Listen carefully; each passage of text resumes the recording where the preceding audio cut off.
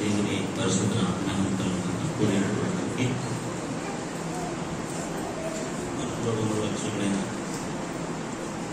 యేసుక్రీస్తు ప్రశస్తమైన నామంలో మీ అందరికీ ప్రత్యేకంగా వందనాలు తెలియజేస్తున్నాను. హల్లెలూయా, హల్లెలూయా. ఈ పత్రికలో ఉన్న విషయాలన్నీ కూడా మీరందరూ కూడా నేర్చుకుంటున్నారని నేను నమ్ముతున్నాను. హల్లెలూయా, హల్లెలూయా. దేవుడిచ్చిన అవకాశం, మరి దేవుడిచ్చిన ఆలోచన బట్టి మరి పుస్తకాన్ని ధ్యానించడానికి ప్రభు మనకు సహాయం చేస్తున్నాడు. హల్లెలూయా. ఒకసారి అపోస్తలుడైన పౌలు కొలస్సీయులకు రాసిన పత్రిక 3వ అధ్యాయము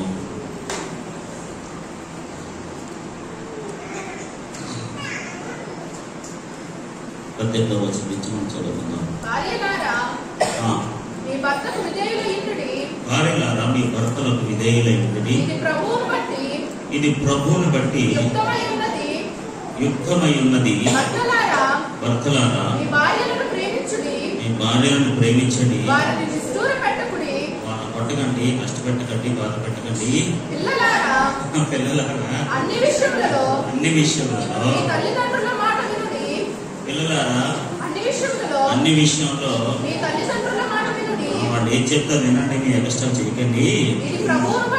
ఇది ప్రభువును బట్టి మెచ్చుకోదగినది. ఏదైనా దేవుడు మనం మెచ్చుకుంటాడంటే పిల్లల విషయంలో తల్లిదండ్రుల మాట ఎవరైతే వింటారో వాళ్ళని ప్రభువు మెచ్చుకుంటాడు. ఆమేన్, హల్లెలూయా. తండ్రులారా మీ పిల్లల యొక్క మనస్సు వాళ్ళని కృంగుకుంటున్నట్టు, కోపం రేపకుంటున్నట్లు వారికి కోపము పుట్టింపకుడి. స్తోత్రం, హల్లెలూయా. ఇక్కడ చాలా తెలిసిన సబ్జెక్టే. ఇది చదువుతున్నప్పుడు నాకు జనరల్గా మనం ప్రతిదినం మన డే టు డే లైఫ్ అంటే ప్రతి దినచర్యలో జరిగే సందర్భాలు ఇవన్నీ కూడా. కానీ పౌలు యొక్క ఉద్దేశం ఏంటో తెలుసా అండి? యేసు ప్రభువారు సంఘాన్ని ఎలాగైతే ప్రేమించారో, సంఘము ఆయనకి ఎలాగైతే లోబడి ఉందో, సో ఆ ఉద్దేశాన్ని మనసులో పెట్టుకుని the relation between Christ and church, క్రీస్తుకి సంఘానికి ఎలాంటి అనుబంధం అయితే ఉందో అలాంటి అనుబంధం ఈ కుటుంబ వ్యవస్థలో కూడా ఉండాలి. దీన్ని బట్టి పౌరుకి పెళ్ళి అయిందా పెళ్ళి అవ్వలేదో మనకు తెలియదు. మేబీ కొంతమందికి జనరల్గా కొన్ని అనుభవాలు ఉంటాయి, అవునా కదా? కాబట్టి జనరల్గా మనవాడు చాలా మంది చాలా విషయాలు చెప్తుంటారు కుటుంబ వ్యవస్థ కోసం. చెప్పచ్చు, ఎందుకంటే ఎవరికున్న ఎక్స్పీరియన్స్ వాళ్ళు చెప్పచ్చు. కానీ వాక్యానుసారమైన కుటుంబ వ్యవస్థ చాలా అద్భుతంగా ఉంటుంది. ఈరోజు మన ఇంట్లో సౌఖ్యంగా ఉందని వేరే ఇంట్లో సౌఖ్యంగా ఉంటుందని మనం నమ్మడానికి వీల్లేదు. మా భార్య భర్తల బంధం చాలా స్ట్రాంగ్గా ఉంది, లేకపోతే మేము చాలా బాగున్నాం అని వేరే వాళ్ళు కూడా అలాగే ఉంటారు, అలాగే ఉండాలి అని మనం కోరుకోకూడదు. ఎందుకంటే ఒక్కొక్క ఇంట్లో ఒక్కొక్క సమస్య. జనరల్గా కుటుంబ వ్యవస్థ అనగానే ఒక సమస్య, అవునా కదా? కుటుంబ వ్యవస్థ అనగానే ఒక సమస్య. పిల్లలు పుట్టకపోతే ఒక సమస్య, పిల్లలు పుట్టిన తర్వాత వాళ్ళని కడగడం, చేయటం, తోడటం, జాగ్రత్తగా కాపాడటం ఒక బాధ. తీరా బాధ కాపాడిన తర్వాత స్కూల్కి పంపడం ఇంకో పెద్ద కాదు. ఫీజులు కట్టాలంటే బాబోయ్ అది ఇంకో పెద్ద బాధ. స్కూల్కి రెడీ చేసి బ్యాగులు రెడీ చేసి క్యారేజీలు పెట్టి ఆమె స్కూల్కి పంపితే ఇంకొక బాధ. మళ్ళీ కాలేజీకి వచ్చినట్టు వాళ్ళు ఫీజులు కట్టడం ఇంకొక బాధ. తీరా కాలేజీకి వెళ్ళిన తర్వాత ఎవరు ప్రేమిస్తుందో ఎవరితో పోతుందో ఇంకొక బాధ. తీరా పెళ్లి చేస్తే మొగుడు ఎరటడొస్తాడో తెలియదు, అటు తిడతాడో కొడతాడో తొక్కేస్తాడో నాకెత్తాడో అదొకటి తెలియదు, అదో బాధ. తీరా పెళ్లి చేసిన తర్వాత ఆరు పిల్లలు పుట్టకపోతే ఇంకో బాధ, పిల్లలు పుడితే ఆ సైకిల్ చేయడం ఇంకో బాధ. ఇలా లైఫ్ అంతా కూడా పెళ్ళవడానికి కొద్దిగా ఇబ్బందిగా ఉంటుందేమో, కానీ ఏమంటే పెళ్ళవని చూస్తున్నారు కదా, కొద్దిగా అర్థం అవుతాం, కానీ తప్పది అని చెప్పాలి. స్తోత్రం, హల్లెలూయా. సో ఈ రోజు నేను కొంతమంది పెద్దవాళ్ళని చూస్తున్నప్పుడు వాళ్ళు నన్ను ఏమంటారంటే నీ పని బెటర్ అంటున్నారు. ఎందుకంటే స్కూల్ తీసుకెళ్ళడం తంట అయిపోతుందంట, వాళ్ళకి వాళ్ళిద్దరు కొట్టేసుకుంటుంటే ఒక తంట అయిపోతుందంట. వాళ్ళ పెళ్లి సంబంధాలు చూడడానికి తిప్పలు లేవు, పాటలు లేవు, సెంచరీ చూసేస్తున్నారట. అంటే వాళ్ళ సంబంధాలు చూస్తున్నారట, పెళ్లి సంబంధాలు తిరిగి ఆ మ్యాట్రిమోనీకి డబ్బులు ఇచ్చి అదో బాధ. ఎవడ ఉంటాడో వస్తారో తెలియదు, ఎవరు వస్తారో తెలియదు, అదో పాటలు. అంటే ఈ వ్యవస్థ ఓవరాల్ గా మనం చూసుకుంటే ఎక్కడ చూసినా పాటలే. మీకు అర్థమవుతుందండి? పిల్లలు ఉన్న పాటలే, లేకపోయిన పాటలు, వాళ్ళు పెరిగిన పాటలే, వాళ్ళు పెళ్లి చేయాలన్న పాటలే. తీరా యవనస్తులు అయ్యారంటే ఎంత జాగ్రత్తగా కాపాడాలో అన్న ఇంకా పెద్ద పాటలే. సెల్ ఎక్కడ నొక్కుతున్నారు, ఎక్కడ నొక్కుతున్నారు, ఏం చేస్తున్నారు, ఎక్కడికి వెళ్ళిపోతున్నారు, ఏం చేస్తున్నారు, అదో పెద్ద తలపోవడం మనకి. అంటే వీళ్ళు అంటే వ్యవస్థ ఎప్పుడు కూడా ఒక హెడ్ లాగా ఉంది. కానీ దేవుడి వాక్యం ఏం సెలవుస్తుంది తెలుసా? ఇక్కడ ఉన్నవారు అందరూ కూడా ఎవరు బాధ్యతలు వారు సక్రమంగా నిర్వర్తిస్తే ఆ రిలేషన్, ఆ బంధం చాలా అద్భుతంగా ఉంటుంది. హల్లెలూయా, హల్లెలూయా. ఒక ఆయన బంధాల గురించి ఇలా చెప్పాడు, ఎవరు అవ్వచ్చు కానీ ఆత్మీయ బంధం. ఏ బంధం? ఆత్మీయ బంధం. మామూలు బంధం. కొంతమంది శివర బంధం రాబంధం అంటే రాబంధం అంటారు కదా, అంటే రాబంధం అనమాట, రాబంధువులు అనమాట. అంటే తెలుసు రాబంధం ఏం చెప్తే, రాబంధం ఏం చెప్తుంది, పొడుచుకుని తింటుంటారు. కొంతమంది రాబంధువులు ఉంటారు మనకి. వాళ్ళ పని ఏంటో తెలుసా, మనం పొడుచుకుని తింటమే. వాళ్ళ ఆత్మీయ బంధువులు కాదు, మా ఊరు బంధువులు కాదు. ఏ బంధువులు? రాబంధువులు. ఈ రాబంధువులు ఏం చేస్తారంటే మనం పొడుచుకుని తింటుంటారు. రాబంధు పని ఏంటి? రాబంధు పని ఏంటండి? పొడుచుకుని తింటమే. ఆ పని ఏముండదు, మనం పొడుచుకుని తింటమే. హల్లెలూయా, హల్లెలూయా. కాబట్టి దేవుడు బిడ్డలారా, ఈ కుటుంబ వ్యవస్థ అనేది దేవుడు స్థాపించాడు. అది ఇప్పుడు మనం మర్చిపోకూడదు.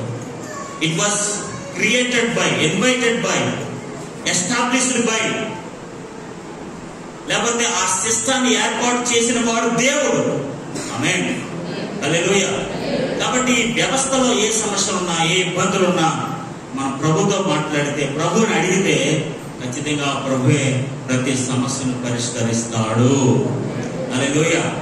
ఒక విషయం చెప్పమంటారా, ఏ డిపార్ట్మెంట్ లోనే ప్రభువే మన సమస్యను పరిష్కరిస్తాడని. అది శరీర సంబంధమైన బలహీనతైనా, కుటుంబపరమైన బలహీనతైనా, లేకపోతే ఆర్థిక సంబంధమైన బలహీనతైనా, మానసిక సంబంధమైన బలహీనతైనా, ఇది ఎనీ డిపార్ట్మెంట్ మనకు సొల్యూషన్ దేవుడి దగ్గరే దొరుకుతుంది. ఆమేన్, హల్లెలూయా. కాబట్టి కుటుంబ వ్యవస్థ అనేది మాట్లాడుకోవడానికి చాలా బాగుంటుంది, సలహాలు ఇవ్వడానికి అద్భుతంగా ఉంటుంది. అవునా కదా? చాలా మంది సలహాలు ఇస్తుంటారు, దిక్మల సలహాలు. అలా ఉండాలి, ఇలా ఉండాలి, అలా ఉండాలి. అక్కడ కూర్చున్నవాడు తెలుస్తుంది ఆ ప్రజలు, ఆ రూమ్ లో ఉన్నవాడు తెలుస్తుంది ఆవిడ ఎంత గయ్యారుదో లేదా ఎంత గయ్యారుడో. అక్కడ ఉన్నవాళ్ళు తెలుస్తుంది, మనకి ఏం తెలుస్తుందంటే ఆ రిలేషన్షిప్ ఎలా ఉందో. నేను బయట నుంచి మనం సలహాలు ఇవ్వచ్చు, అలా ఉండాలి, ఇలా ఉండాలి. నేను కూడా మంచి సలహాలు ఇవ్వచ్చు, అలా ఉండమ్మా, ఇలా ఉండమ్మా అని దగ్గర ఉంటుంది. జనరల్ వాక్యాంశానికి కొన్ని ఆలోచనలు ముందు పెట్టచ్చు. కానీ దాన్ని గో టు ద ప్రాక్టికల్, ఆ ప్రాక్టికల్ లోకి వెళ్ళిన తర్వాత అంతే కదండి. స్కూల్లోకి వెళ్ళి వాడు బాగా చెప్పేస్తారు పాఠం, ఇంటికి నేను హోంవర్క్ చేసి వెళ్తుంది. అవునా కదా? ఆయన బోర్డు మీద బాగా చెప్పేస్తారు పాఠం, 20 years అంటాడు. ఇంటికి వెళ్తే సరదా చెప్పిపోతుంది. ఇదేంటి అక్కడ చెప్పినట్టు బాగుంది, ఇక్కడేంటి ఇలా ఉంది అనుకుంటుంది. అలా ఉంటుంది అన్నమాట లైఫ్ కూడా. వినడానికి, మాట్లాడుకోవడానికి, సరదాగా షికారుకి వెళ్ళడానికి చాలా అద్భుతంగా ఉంటుంది. And come to the practical life, ఇలాంటి జీవితంలోకి వచ్చిన తర్వాత ఆ కష్టాలు, ఆ బాధలు, ఆ శ్రమలు, ఆ మానసిక ఒత్తిళ్లు, ఆ ఆర్థిక ఒత్తిళ్లు, పిల్లల ఒత్తిళ్లు, ఇవన్నీ కూడా మనల్ని అనేక విధాలుగా కృంగతీస్తూ ఉంటాయి, బాధపడుతూ ఉంటాయి. అది దేవుని బిడ్డలారా, దేవుని సహాయంతో వాటన్నిటిని మనం అధిగమించగలగాలి. హల్లెలూయా. మన జ్ఞానం సరిపోదు, దేవుని జ్ఞానాన్ని కోరుకోవాలి, దేవుని సహాయాన్ని కోరుకోవాలి, దేవుని యొక్క కాపుదలను కోరుకోవాలి. కుటుంబ వ్యవస్థ అంటే మనం అలా ఉండాలి, ఇలా ఉండాలి. కొంతమంది కొన్ని డ్రీమ్స్ ఉంటాయి. డ్రీమ్స్ ఉండమని నేను ఉండకూడదని నేను చెప్పను, కానీ కొన్ని డ్రీమ్స్ ఉంటాయి. మా భర్త ఎలా ఉండాలి, మా భార్య ఎలా ఉండాలి, మా పిల్లలు ఎలా ఉండాలి అని కొన్ని డ్రీమ్స్ ఉంటాయి. ఆ అన్ని డ్రీమ్స్ ని కూడా మనం ఫుల్ఫిల్ అవ్వాలంటే ఖచ్చితంగా దేవుని సహాయం కోరుకోవాలి. హల్లెలూయా, హల్లెలూయా. కొన్నిసార్లు మన పరిస్థితులు బట్టి, మన ఇబ్బందులు బట్టి కొన్నిసార్లు మన డ్రీమ్ మనం ఫుల్ఫిల్ చేసుకోలేము. కానీ దేవుని చిత్తానుసారంగా దేవుడు మనం ఎక్కడ పెడితే, ఎలా పెడితే, ఏ సిచ్యువేషన్ లో పెడితే వాటన్నింటినీ కూడా సరి చేసుకుంటూ, అందుకని మన బైబిల్లో చదువుతున్న మనందరికీ తెలిసిన మాట తెలుసా, జ్ఞానవంతురాలే తన ఇల్లు కట్టుకుంటుంది. హల్లెలూయా. అంటే మాకు జ్ఞానం లేదనా? ఇండైరెక్ట్ గా అలాంటి మాటే, ఇండైరెక్ట్ గా అలాంటి మాటే. జనరల్ గా పురుషులు బాగా కష్టపడతారు, కానీ అడ్మినిస్ట్రేషన్ అనేది మీరే చేయగలరు, జ్ఞానవంతురాలే చేయగలరు. కాబట్టి ఈ రోజు మనం అందరం కూడా వాక్యానుసరమైన అనుబంధంలో, ఆత్మీయ బంధంలో సాగిపోతే ఖచ్చితంగా దేవుడు మనం దీవిస్తాడు. హల్లెలూయా. చూడండి, దేవుని వాక్యం చదువుకుందాం. ఇంట్రడక్షన్ గా నేను ఏం చెప్పానంటే, మళ్ళొకసారి చెప్తాను. ఇంట్రడక్షన్ గా నేను ఏం చెప్పానంటే, ఎవరి కుటుంబాన్ని వాళ్ళే చక్కబెట్టుకోవాలి దేవుని సహాయంతో. హల్లెలూయా. జనరల్ గా అపవాదికి, జనరల్ చాలాసార్లు చెప్పి మళ్ళీ చెప్తున్నాను, వాడికి శరీరం ఉండదు. అపవాదికి వాడు ఏం చేస్తాడంటే మన శరీరం దెబ్బకొడుతూ ఉంటాడు, మనకు బలహీనతలు ఇవన్నీ కూడా మనకు కలిగిస్తూ ఉంటాడు. సో వై బికాస్ ఏం చెప్తానంటే మనకు శరీరం లేదు. రెండోది మరి ముఖ్యంగా కుటుంబ వ్యవస్థ మీద దెబ్బ కొడతాడు. ప్రతి దినము కుటుంబంలో ఏదో సమస్య, ఏదో డిస్టర్బెన్స్, ఏదో డిస్కషన్, ఏదో ఫైటింగ్, ఏదో సౌండ్, ఏదో ఒకటి జరుగుతూ ఉంటుంది. ఎందుకంటే కుటుంబ వ్యవస్థలో ఏదో ఒక డిస్టర్బెన్స్ క్రియేట్ చేస్తూ ఉంటుంది. ఎందుకంటే వాడు కుటుంబం లేదు. It has no family. Because ఎక్కడైతే ఫ్యామిలీలో సంతోషంగా, సమాధానంగా, ఆనందంగా కలిసి భోంచేస్తున్నా, కలిసి మాట్లాడుకుంటున్నా, ఆనందంగా ఉన్న, సౌకర్యంగా ఉంటున్నా, ఖచ్చితంగా వాడు ఏదో ఒక డిస్టర్బెన్స్ కలిగిస్తూ ఉంటాడు. ఎందుకంటే వాడికి కుటుంబం లేదు కాబట్టి. మూడోది మనం పరలోక రాజ్యం వెళ్లకుండా చేస్తాడు. ఎందుకో తెలిసే వాడు పరలోకం లేదు కాబట్టి. సో ఈ అపవాది అనేవాడు ఈ 3 వ్యవస్థల మీద దెబ్బ కొడతా ఉంటాడు, వాడు చేస్తూ ఉంటాడు, మన యొక్క ఆలోచన దెబ్బతీస్తూ ఉంటాడు. కాబట్టి జ్ఞానం కలిగిన వారమే, వాక్యం ఎరిగిన వారమే, ప్రార్థనలో ఉన్న వారమే, సహవాసంలో ఎదుగుతున్న వారమే, వాక్యంలో తెలుసుకుని ప్రతి దినము వాక్య సహవాసంలో ఎదుగుతున్న వారమే, జ్ఞానవంతుల వలె అందరూ కూడా, పిల్లలు కానీ, పెద్దలు కానీ, పురుషులు కానీ, స్త్రీలు కానీ, భార్యలు కానీ, భర్తలు కానీ, తల్లిదండ్రులు కానీ, అందరూ ఎవరైనా సరే ఒక దైవికమైన కుటుంబంగా ఎదిగి ఆలోచించి మన కుటుంబాన్ని మనమే కట్టుకోవాలి. హల్లెలూయా, హల్లెలూయా. మన కుటుంబాన్ని మనమే నిలబెట్టుకోవాలి. మన కుటుంబాన్ని ప్రార్థన పూర్వకంగా మనమే స్థిరపరచుకోవాలి. ఆమేన్, హల్లెలూయా. అదే చెప్పాను నేను, ఎవరి కుటుంబంలో ఏ సమస్య ఉన్నాయి, ఏ డిస్టర్బెన్స్ ఉన్నా మాకు తెలియదు. జనరల్ గా మేము కొంచెం సలహా మాత్రం ఇవ్వగలం, కానీ వ్యక్తిగతంగా మీరు వాక్యానుసారంగా అవి మీరు సరి చేసుకుంటూ ఉండాలి. ఎక్కడ చూసిన కుటుంబ సమస్యలు ఏమి అన్నట్టు బయటకి ఎక్కడికైనా వెళ్తే ఎన్ని కుటుంబ సమస్యలు అంటే ఆ సమస్య అంతా కుటుంబంలో అవుతుంది. వారి భర్తతో సమస్య, పిల్లలతో సమస్య, ఇలా ఉంటారండి, అలా ఉంటారండి, ఇలా చేస్తున్నారండి. ఒక్కోసారి కొన్ని కంప్లైంట్స్ పెట్టుంటే మాకే చాలా ఆశ్చర్యంగా ఉంటుంది. సో ఇలాంటి కంప్లైంట్స్ అన్నీ ఉంటాయి. కానీ మనమే జ్ఞానముగా, తెలివైన వారుగా, వాక్యమును ఎరిగిన వారుగా, మన దేవుడు నమ్ముకున్నాం కదండి. మన అంజులు మా చెప్పండి, మనందరూ ఎవరండి? దేవుని ప్రేమను ఎరిగిన వాళ్ళు, దేవుడి గురించి తెలిసిన వాళ్ళు. యేసు ప్రభు సంఘాన్ని ఎప్పుడైనా బాధ పెట్టాడా? యేసు ప్రభు సంఘాన్ని ఎప్పుడైనా బాధ పెట్టాడా? సో ఎప్పుడు కష్టపెట్టలేదు. సో మనం కూడా అలా జ్ఞానవంతులుగా ఉండి ఖచ్చితంగా మన కుటుంబ వ్యవస్థను మనం కాపాడుకుందుము గాక. హల్లెలూయా, హల్లెలూయా. చూడండి 18వ వచనం, భార్యలారా మీ భర్తలకు విధేయులై ఉండుడి, ఇది దేవుని బట్టి యుక్తమైనది. యుక్తమైనది సరైనది. ఆమేన్, హల్లెలూయా. జనరల్ గా భార్యలు అందరూ కూడా ఏమై ఉండాలట? లోబడి ఉండాలి, విధేయులుగా ఉండాలి. ఆమేన్, హల్లెలూయా, హల్లెలూయా. ఎందుకంటే విధేయత అనే విషయానికి మనమే నిదర్శనం కావాలి. జనరల్ గా అందరూ లోబడతారు. లోబడరని నేను అన్నా, వాళ్ళు ఎక్స్ట్రీమ్ అయిపోతే తప్ప, లేకపోతే వాళ్ళు మరీ ఎక్స్ట్రా అయిపోతే తప్ప వాళ్ళు జనరల్ గా లోబడతారు. లోబడిన తత్వాన్ని కలిగి ఉంటారు. ఎందుకంటే వాక్యం చెప్తుంది వాళ్ళు బలహీనమైన ఘట్టాలు. ఆమేన్, హల్లెలూయా. ఖచ్చితంగా వారు లోబడిన తత్వాన్ని కలిగి ఉంటారు. చూడండి, ఒక మాట మీకు చూపించాలని ఆశపడుతుంది. ఎస్తేరు రాసిన గ్రంథం 1వ అధ్యాయం, ఎస్తేరు గ్రంథం 1వ అధ్యాయం 20వ వచనం, 415 పేజీ తీసారు కదండి. Okay, done. మరియు రాజు చేయు నిర్ణయము విస్తారమైన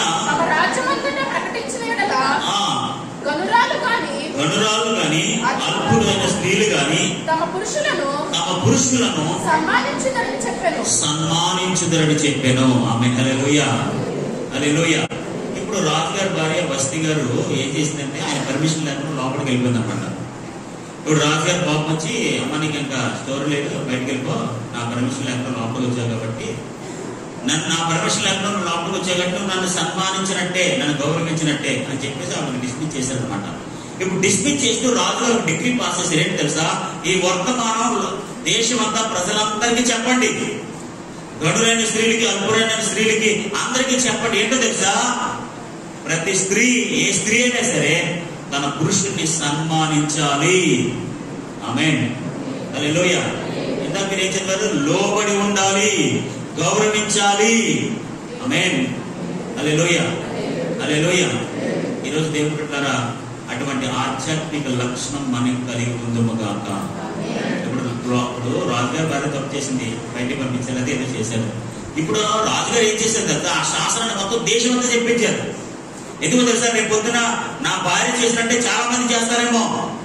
ఇదిగో నా భార్య నన్ను సన్మానించలేదు కాబట్టి, నన్ను గౌరవించలేదు కాబట్టి, ఇదిగో నేను ఆ విధంగా చేయాల్సి వచ్చింది కాబట్టి మీరు ఎవరు అలా చేయకండి. మీ భర్తలను లేకపోతే మీ పురుషులను ఖచ్చితంగా వారికి లోబడి ఉండండి, వారిని సన్మానించండి. దేవునికి స్తోత్రం కలుగును గాక. హల్లెలూయా. సామెతల గ్రంథం 31వ అధ్యాయం.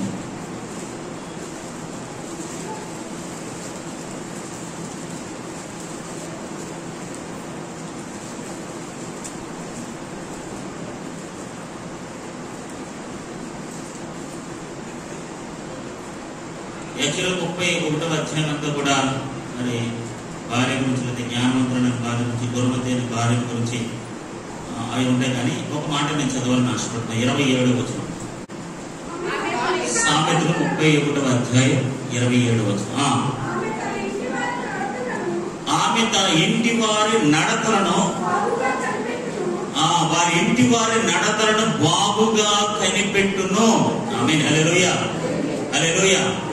ఇంటి వారందరి నడతలంటే వాళ్ళు ఎలా ఉంటున్నారు, వాళ్ళు ఏం చేస్తున్నారు, వాళ్ళ లైఫ్ ఏంటి, వాళ్ళ స్టైల్ ఏంటి, అన్ని కూడా బాగుగా కనిపెట్టును. ఆమె హల్లెలూయా. ఈ రోజున జ్ఞానవంతురాలు అంటే స్త్రీలు తమ కుటుంబాన్ని ఎంత అద్భుతంగా ప్రణాళికగా నడిపించుకుంటున్నారు మన అందరికీ తెలుసు. ఎందుకంటే మేము ఎవరిని ఎక్కడ కూడా నిందేయడానికి సరిపోం. ఎందుకంటే పొద్దున్న లేచిన కాడి నుంచి సాయంత్రం ఉండే వరకు, ఎందుకంటే నేను మా ఇంట్లో చూస్తాను కాబట్టి హౌ డిఫికల్ట్ ఇట్ ఈజ్. ఒక కుటుంబాన్ని నడిపించడం ఎంత కష్టమైన పనో నేను కళ్ళారా చూస్తూ ఉంటాను. ఎందుకంటే మీకన్నా మా ఇంట్లో కొద్దిగా ఎక్కువ పని ఉంటుంది, ఎక్కువ వర్క్ ఎక్కువ ఉంటుంది మా ఇంట్లో. సో ఇవన్నీ చూసిన తర్వాత, ఇప్పటి నుంచి కాదు కదా, 30 సంవత్సరాలుగా వస్తున్న ఫార్మాట్ ఇది. ఈ ఫార్మాట్ ఎవరు మార్చలేదు. ఉదాహరణకి రోజుకు గెస్టులు రావచ్చు, 4 గెస్టులు రావచ్చు, 5 గెస్టులు రావచ్చు, దైవజనులు రావచ్చు, చుట్టాలు రావచ్చు, బంధువులు రావచ్చు, విశ్వాసులు రావచ్చు, చాలా మంది వస్తారు. సో వీళ్ళందరినీ, ఆ కుటుంబాన్ని, మినిస్ట్రీని, బంధువుల్ని, అందరినీ, విశ్వాసుల్ని, వారందరి నడతను బాగుగా చూసుకోవాలి. దేవునికి స్తోత్రం కలుగును గాక. హల్లెలూయా, హల్లెలూయా, హల్లెలూయా. కాబట్టి దేవుని బిడ్డలారా, భార్యలు తమ భర్తలకు లోబడి ఉండాలి, వాటిని సన్మానించాలి. అంతమందిమే కాదు, కుటుంబం యొక్క నడతను సరిగా చూసుకోవాలి. ఆమేన్. హల్లెలూయా. 1 కొరింథీయులకు రాసిన పత్రిక 7వ అధ్యాయం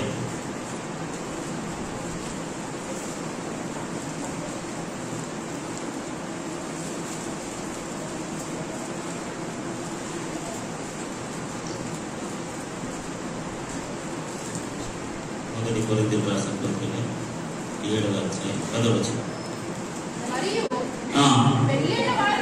మరియు పెళ్ళైన వారికి నేను కాదు, పౌలని నేను కాదు, పెళ్ళైన వాళ్ళందరికీ ఆజ్ఞాపించింది నేను కాదు, ప్రభువే వీటన్నింటి మీకు ఆజ్ఞాపిస్తున్నాడు, తెలియజేస్తున్నాడు, చెప్తున్నాడు. నేను చెప్పట్లేదు, ప్రభువే చెప్తున్నాడు. భార్య ఎడబాయకూడదు. ఒకవేళ ఎడబాసిన ఎడలా పెళ్లి చేసుకుని ఉండవలను, లేదా తన భర్తతో సమాధాన పడవలను. ఆమేన్. హల్లెలూయా, హల్లెలూయా. సమాధాన పడవలను, లోబడి ఉండవలను, సన్మానించవలను, సమాధాన పడవలను. ఎందుకంటే కుటుంబ వ్యవస్థని చాలా మట్టుకు నడిపించేది మీరే. ఆమేన్. హల్లెలూయా, హల్లెలూయా. ఒక స్త్రీ బలంగా ఉంటేనే ఆ కుటుంబం బలంగా ఉంటుంది. ఒక స్త్రీ ఆర్థికంగా అడ్మినిస్ట్రేట్ చేయగలిగితేనే వారు ఆర్థికంగా చాలా ఉన్నతంగా ఉంటారు. దేవుడికి స్తోత్రం కలుగును గాక. హల్లెలూయా, హల్లెలూయా. నీకు అద్భుతమైన విషయం చెప్పాలి. మా నాన్నగారు ఎప్పుడు మా నాన్నగారి దగ్గర డబ్బులు పెట్టుకునేవారు కాదు. ఇస్తాం, ప్రతి సింగిల్ రూపీ మా నాన్నగారి దగ్గరికి వచ్చింది. ఇప్పుడు ఆ డిపార్ట్మెంట్ లేదనుకోండి, వేరే సిస్టమ్, ఆ సిస్టమ్ గురించి చెప్తున్నాను. అప్పుడు అంటే మా చిన్నప్పుడు ప్రతి single rupee administrative my mother. ఫాదర్కి అంత అడ్మినిస్ట్రేషన్ తెలియదు కాదు, కానీ ఆయన ఎప్పుడు ఆధ్యాత్మిక ప్రార్థన, వాక్యం, భక్తులు, వాళ్ళకి సేవ, వీటి మీద ఎక్కువ కాన్సన్ట్రేట్గా ఉంటారు. ఈ కుటుంబ సంబంధమైన ఫైనాన్స్, అడ్మినిస్ట్రేషన్ అంతా కూడా మా అమ్మగారు చూసేవారు. ఇప్పుడు చిన్నప్పుడు నేను ఏది కావాలన్నా ఆ డిపార్ట్మెంట్ అడిగాను. ఎందుకంటే ఈ డిపార్ట్మెంట్ దగ్గర ఉండవు, మనకు డబ్బులు కావాల్సింది ఇక్కడ కదా, మనకు డబ్బులు అక్కడ ఉండవు. అక్కడ ఏముంటాయి, ప్రార్థన, వాక్యం చదివేవా, ఏం చేసావు, ఈ వారం ఏం చదివో, ఈ రోజు ఏ కీర్తన చదివా అంటే మనకి ఆ డిపార్ట్మెంట్ ఎక్కదు కదా. ఒకసారి ఏ కీర్తన చదివామంటే 150 ఉన్నాయి కదా, ఏది చెప్పేసుకోండి. 150 ఉన్నాయి కదా, 31 అనుకోండి అంతే. ఏ చదివాల్సి 131 అనుకోండి. 31 ఏముంది అందులో కూడా ఏముంది నాకే తెలుసు, చదివితే కదా. సో ఆ డిపార్ట్మెంట్కి అలా దొరికిపోయి ఉంటాను. డబ్బులు కావాలి ఈ డిపార్ట్మెంట్ అన్నమాట. నేను ఎందుకు చెప్తాను తెలుసా, ఎవరైతే ఆర్థికంగా డెవలప్ చేయగలరో ఆ బాధ్యత వారి మీద పెట్టాలి. మన దేవునికి స్తోత్రం కలుగును గాక. హల్లెలూయా. కానీ ఎందుకో మరి ఇప్పుడున్న పరిస్థితుల్లో అడ్మినిస్ట్రేషన్ నా దగ్గరకు వచ్చింది. సో ఫైనాన్స్ అడ్మినిస్ట్రేషన్ మన దగ్గర ఉంది ఇప్పుడు. ఎందుకంటే మా ఇద్దరు మైండ్ సెట్ ఒకటే, మా ఇద్దరు మైండ్ సెట్ ఒకటి. సో అడ్మినిస్ట్రేషన్ మైండ్ సెట్ మా ఇద్దరు ఒకటి కాబట్టి మళ్ళీ మా అన్నగారు వర్తకంగా నాకే వచ్చింది. దేవునికి స్తోత్రం కలుగును గాక. హల్లెలూయా. నేను ఎందుకు ఈ మాట చెప్తానంటే, వారు ఆ స్థితిని, ఆ పరిస్థితిని కల్పించగలరు. ఆమేన్. కాబట్టి మనం ఏం చేయాలంటే, భార్యలైన వారు, స్త్రీలైన వారు తమ పురుషులకు లోబడి ఉండాలి, సన్మానించాలి, సమాధానపరచాలి, వారి నడవలన్నీ చూసుకుంటుండాలి. ఖచ్చితంగా వారి కుటుంబ వ్యవస్థను ఉన్నతంగా వెలిగించడానికి, ఆమేన్, హల్లెలూయా, నడిపించడానికి, సమాధానంగా ఉంచడానికి, కుటుంబాన్ని చక్కబెట్టడానికి ఖచ్చితంగా స్త్రీలైన వారు పెద్ద పాత్ర వహించుదురుగాక. హల్లెలూయా, హల్లెలూయా, హల్లెలూయా.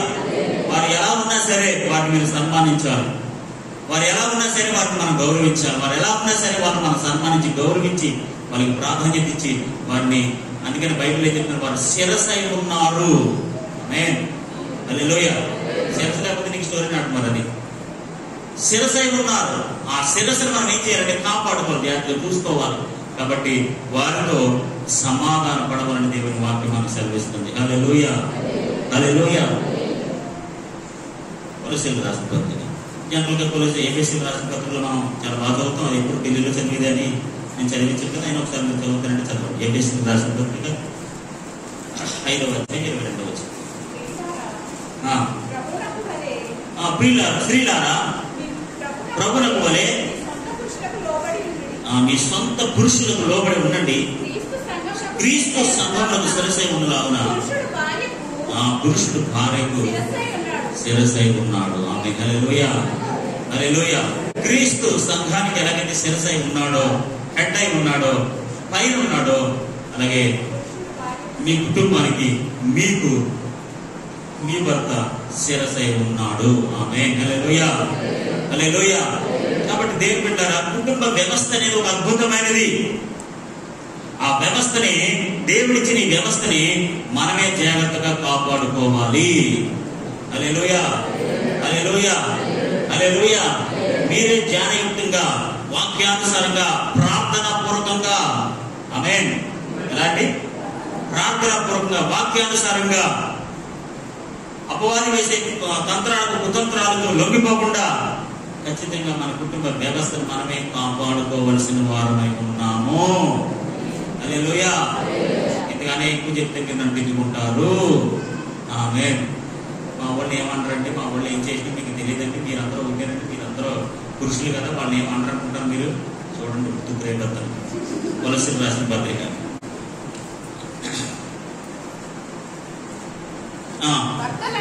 భర్తలారా మీ భార్యలను ప్రేమించండి. వారిని మనం ఏం చేయకూడదట? నిష్ఠూర పెట్టకూడదు, కష్టపెట్టకూడదు. ఆమేన్, హల్లెలూయా, హల్లెలూయా. వారు మనం ఏం చేయాలట? మనమేనండి, మా బ్యాచ్. వాళ్ళందరూ మనం ఏం చేయాలి? ప్రేమించాలి. ఆమేన్. చాలా మంది శరీరాన్ని ప్రేమించారు, దొంగ భక్తులు. దొంగ భక్తులు అంటే దొంగ భర్తలు అన్నమాట. శరీరాన్ని ప్రేమించడం కాదు, భార్యను ప్రేమించాలి. కొంతమంది శరీర సంబంధమైన మనసు గలవారై కేవలం శరీరం కోసం ఆలోచన చేస్తూ ఉంటారు. That's absolutely wrong. భార్య అనే ఒక శరీరం కాదు, దేవుడిచ్చిన బహుమానం. ఆమేన్, హల్లెలూయా. సంఘాన్ని ఎప్పుడైనా ప్రభు బాధపెట్టాడా అండి? సంఘాన్ని ఎప్పుడైనా బాధపెట్టాడా? సంఘం కోసం ప్రాణం పెట్టాడు. మత్స్యను కలంకంలో అంటూ ఏది లేకుండా పవిత్రంగా ఉండాలని, హోలీగా ఉండాలని సంఘం కొరకు తన ప్రాణాన్ని అర్పించిన వాడు క్రీస్తు. అలాంటి సంఘానికి సాదృశ్యమైన భార్యను నిజంగా మనం ప్రేమించవలసిన వారమై ఉన్నాము. హల్లెలూయా. Show your love. మీ ప్రేమ చూపించే పిల్లలు ఇంకా ఉన్నారు చాలా మంది. మీరు పెళ్ళైన తర్వాత ఖచ్చితమైన ప్రణాళిక కలిగి మీ భార్యను ప్రేమించండి. ఖచ్చితంగా వారిని నిష్ఠూర పెట్టకండి, నిష్ఠూరం అంటే కష్టపెట్టద్దు, బాధ పెట్టద్దు అని అర్థం అన్నమాట. ఎట్టి పరిస్థితుల్లో మీరు బాధ పెట్టద్దు. మీరు బాధ పెట్టారో అంతకంత మీరే అనిపిస్తారు, మేమే అనిపిస్తాం, ఎవరైనా మనమే అనిపిస్తాం. కాబట్టి a strong women take a decision. ఒక బలమైన స్త్రీ ఒక నిర్ణయం తీసుకుంటే మళ్ళీ వెనక్కి తిరిగి రాదు. ఈ మాట మీరు బాగా గుర్తుపెట్టుకోవాలని పురుషులందరికీ నేను హెచ్చరిస్తున్నాను. మీ భార్యని ప్రేమించండి, వారిని గౌరవించండి, వారికి ఆధిక్యత ఇవ్వండి, వారిని సన్మానించండి. మీకేనండి సన్మానం, మీరు సన్మానించండి. ఏమండి, మీకే లోపల ఉండాలా మనిషిలాగా, మనం వాళ్ళని చూడకూడదా? Surprise them. వాళ్ళని ఉన్నతంగా ఆలోచించండి, వారి ఇష్టాలు తెలుసుకోండి, వారి అనుభవాలు తెలుసుకోండి, వారి ప్రేమను తెలుసుకోండి, వారి ఇష్టాలు తెలుసుకోండి, సర్ప్రైజ్ చేయండి.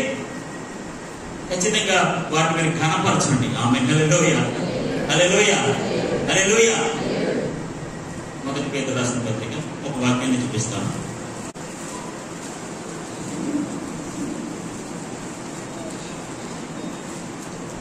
మొదటి పేతురు రాసిన పత్రిక 3వ అధ్యాయం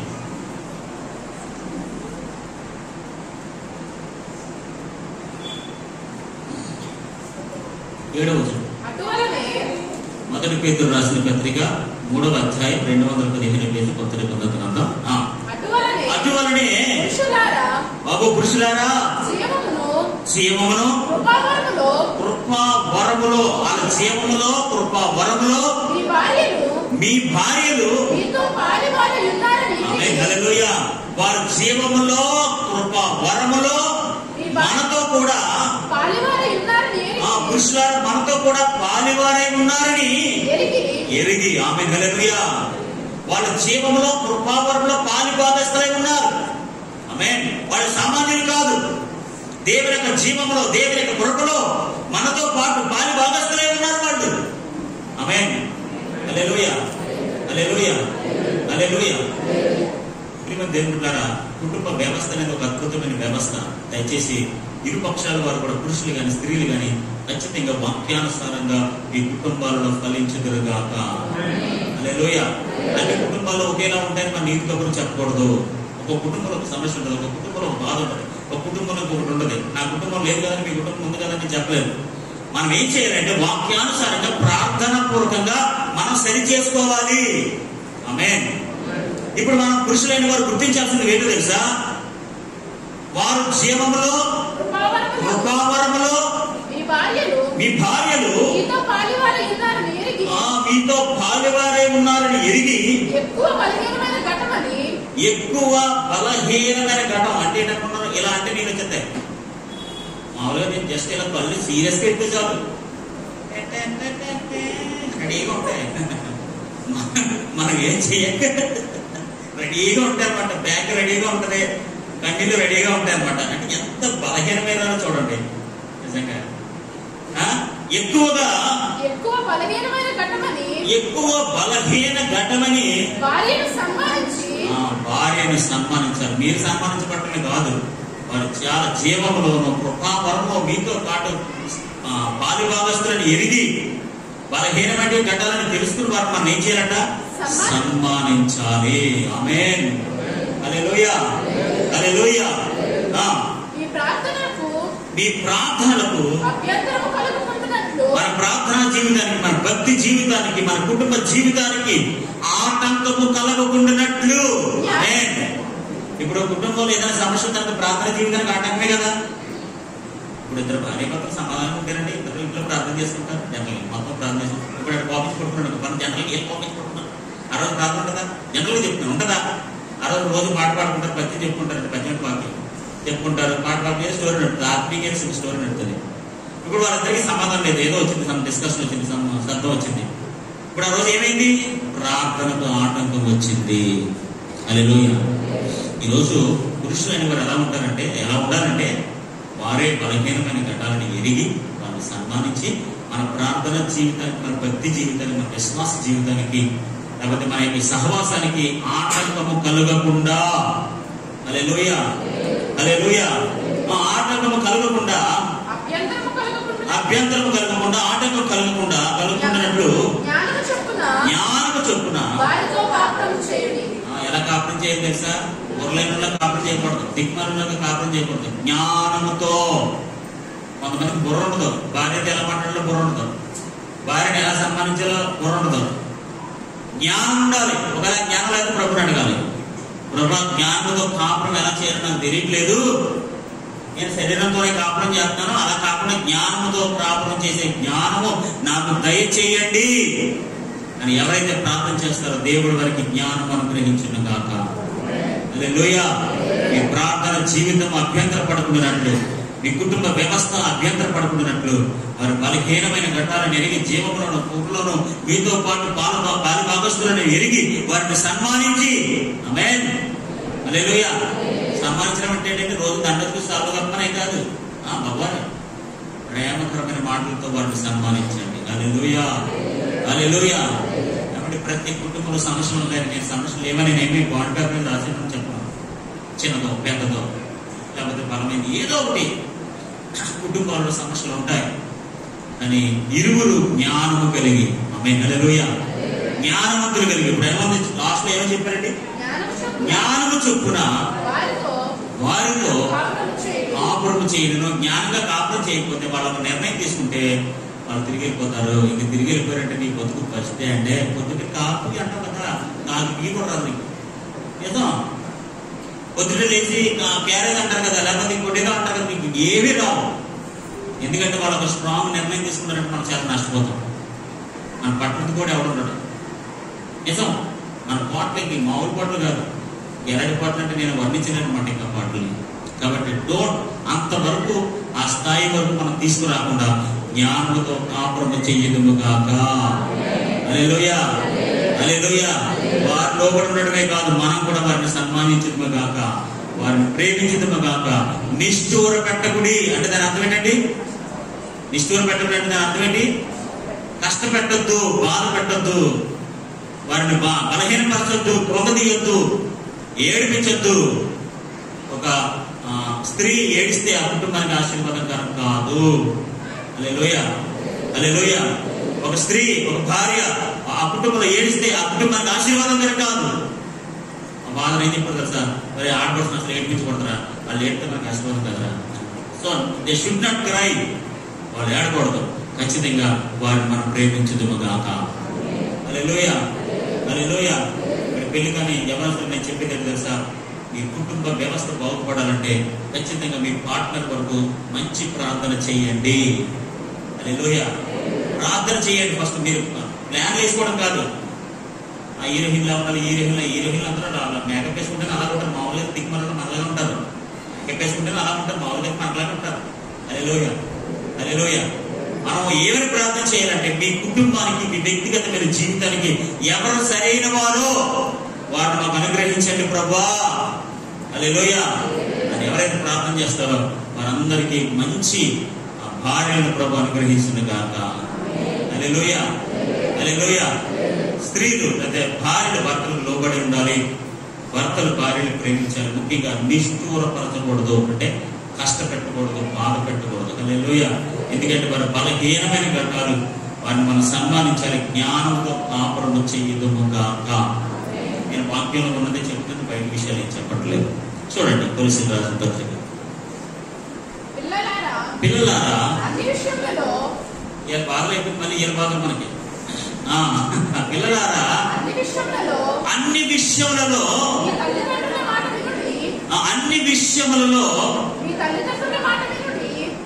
మీ తల్లిదండ్రుల మాట వినుడి, ఇది ప్రభువును బట్టి మెచ్చుకొనదగినది. ఆమేన్, హల్లెలూయా.